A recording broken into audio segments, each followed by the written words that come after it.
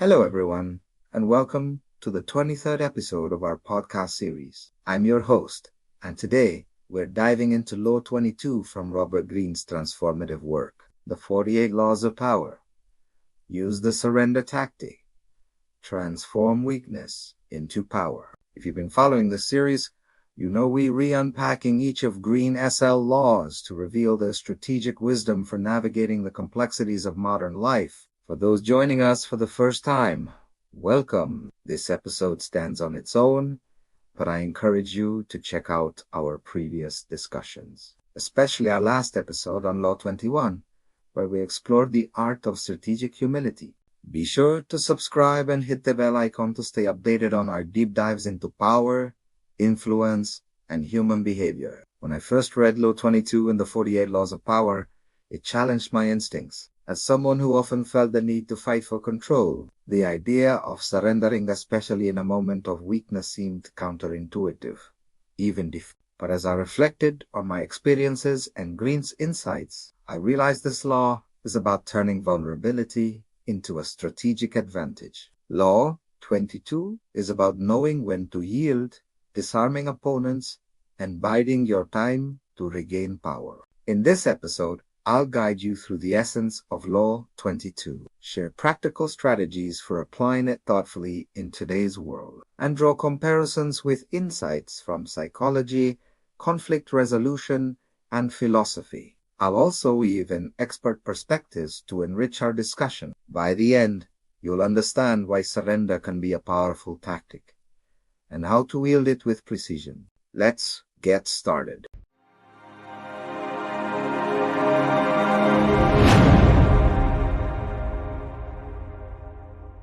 Law 22, as Robert Greene articulates, advises US to use the surrender tactic, transform weakness into power. At its core, this law is about recognizing when resistance is futile and choosing to yield strategically. Greene argues that in moments of weakness, whether facing a stronger opponent, a losing battle, or overwhelming odds, fighting recklessly can lead to destruction. Instead, surrendering on your terms disarms your adversary, preserves your resources, and buys time to regroup and strike later. This tactic leverages the human tendency to underestimate a yielding opponent, turning apparent defeat into a long-term advantage. When I first encountered this law, I was navigating a high-stakes conflict at work. A senior colleague was pushing a strategy I disagreed with, and my instinct was to challenge them head-on. But I was outranked,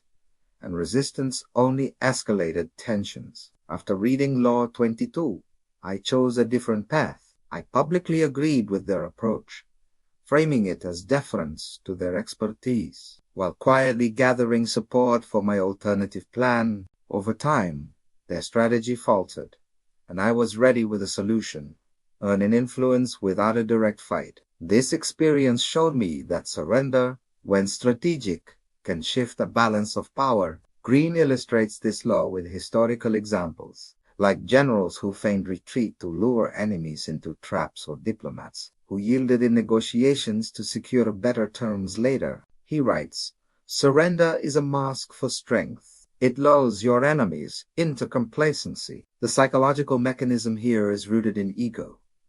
Opponents often relax when they believe they've won, giving you room to maneuver. To deepen this insight, let's turn to an expert perspective. Conflict resolution expert William Ury, co-author of Getting to Yes, emphasizes the power of yielding in negotiations.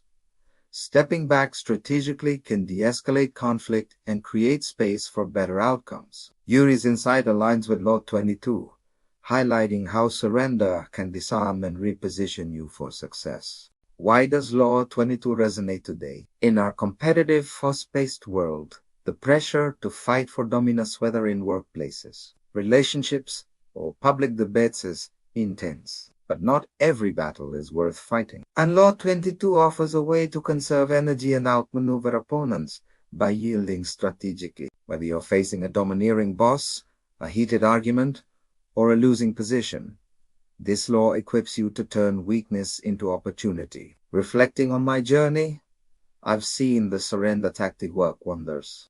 After my workplace lesson, I applied Law 22 in a community project where I clashed with a forceful organizer. Instead of arguing, I agreed to their plan while subtly documenting its flaws. When issues arose, I proposed solutions without gloating, earning trust and influence. By yielding initially, I avoided a power struggle and positioned myself as a problem solver. Law 22 taught me that surrender isn't defeated as a calculated move to reclaim power later. This law applies across contexts. In professional settings, yielding to a superior's idea can build goodwill, while you prepare a better approach. In personal relationships, stepping back from an argument can de-escalate tension and open dialogue. Even in digital spaces, like social media debates, choosing not to engage in every fight can preserve your reputation and energy. As philosopher Lao Tzu wrote in the Tao Te Ching,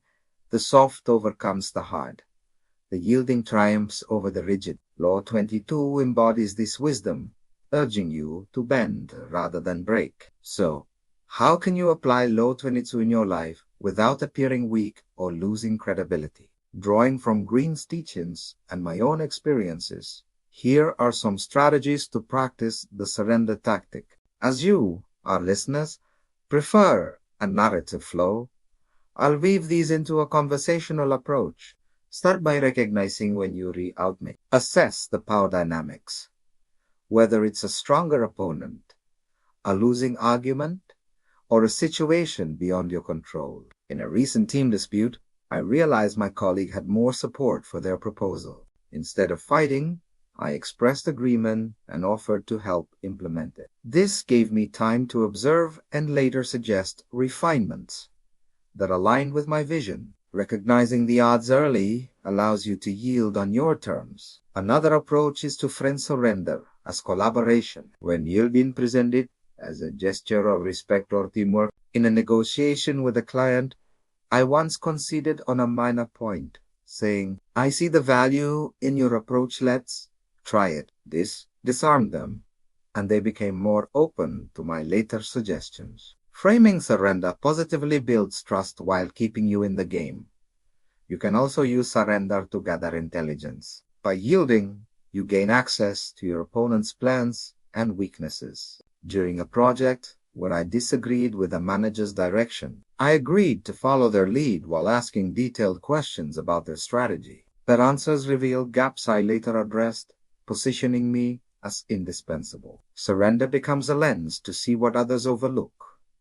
Finally, plan your comeback. Surrender is temporary, a tactic to buy time. Use this period to regroup, build alliances, or refine your strategy. After yielding in a workplace debate, I spent weeks connecting with stakeholders and refining my proposal. When the opportunity arose, I presented it confidently, turning my earlier defeat into a win. As Greene advises, surrender is a bridge to victory. A word of balance.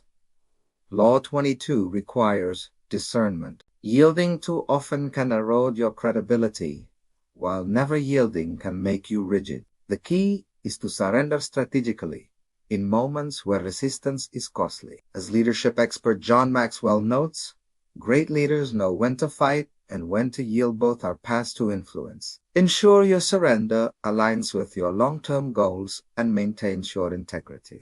To enrich our understanding, let's explore how Law 22 intersects with psychology, conflict resolution, and philosophy. These fields illuminate why strategic surrender is a universal strategy. In psychology, Law 22 aligns with the concept of ego depletion. Psychologists Roy Baumeister and John Tierney argued that people's self-control weakens after conflict, making them less vigilant. By yielding, you lure opponents into relaxing their defenses, giving you an edge. Law 22 leverages this, using surrender to exploit others' overconfidence. As Baumeister notes, when people feel victorious, they're less likely to anticipate a countermove. In conflict resolution, Law 22 echoes the principle of death. Conflict expert Morten Deutsch suggested yielding in a dispute can reduce hostility and open dialogue,